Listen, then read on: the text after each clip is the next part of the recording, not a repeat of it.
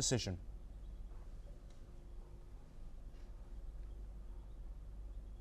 The first US strikes against Yemen's Houthis since President Donald Trump took office in January has killed at least 31 people, as per the Houthi-run Yemen Health Ministry.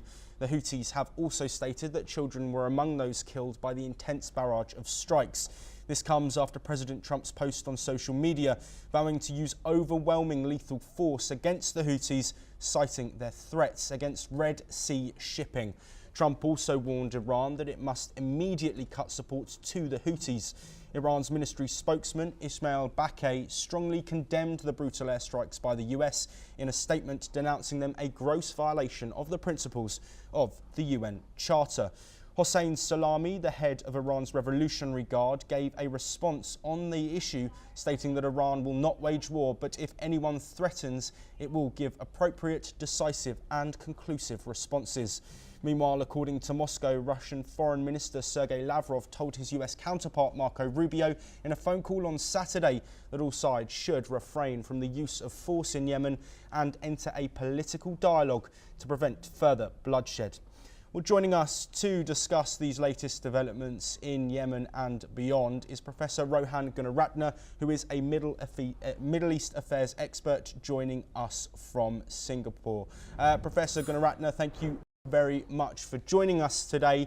I first want to look at the strikes themselves, and really, in your opinion, why do you think the US have chosen now to act against the Yemen Houthi rebels?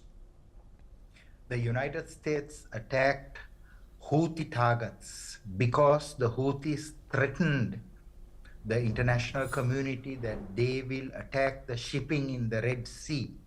If the Houthis did not make such a threat, the United States would not have mounted those attacks.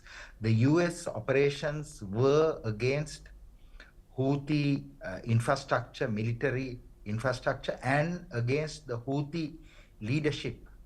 It was not against civilian leaders, but certainly civilians did die in these attacks because the Houthi military leaders are living in civilian areas. I also want to share with you that if the United States did not do that, the global trade and global shipping would have been compromised. So it was important to reduce the capabilities of the Ansarullah group, which is the military wing of the Houthi movement, so that the Yemeni capacity to cripple and disrupt shipping will be reduced.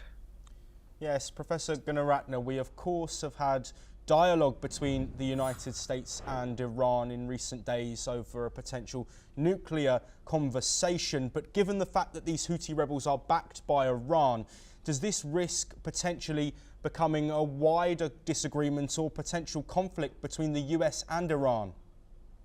I personally believe that it was important for the United States and other countries, coalition countries, to mount these attacks because the Arabian Sea and the Red Sea shipping must continue seamlessly.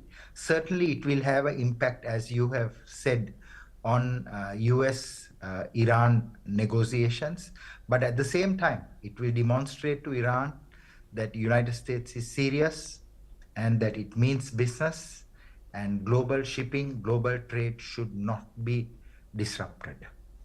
Yes, and another party who has commented is Russia. We know their foreign minister has spoken to Marco Rubio of the US. Despite obviously more closer ties between the US and Russia, do you think this will have any impact, or is this just a standard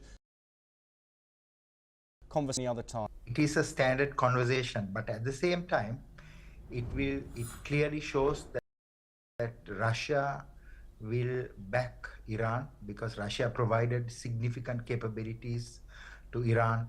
It is in Russia's interest to work with Iran. It's in Iran's interest to work with Russia. But at the same time, if the United States and Israel decide its capability nuclear weapon, I don't think the Russians can stop it because the American capabilities superior. The Israeli capabilities are even more superior and more precise.